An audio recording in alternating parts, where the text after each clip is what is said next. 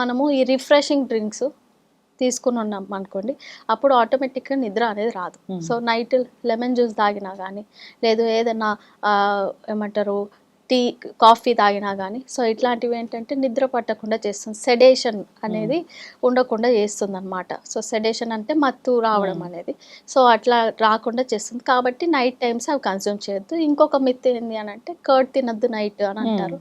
So curd అనేది ఎవరు తినద్దు అంటే ఆస్తమా పేషెంట్స్ ఎవరైతే ఉంటారో వాళ్ళు తినకూడదు.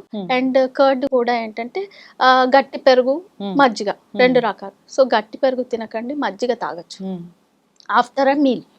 సో ఓన్లీ ఉత్త మజ్జిగ తాగి పడుకుంటాను అట్లా చేయకండి.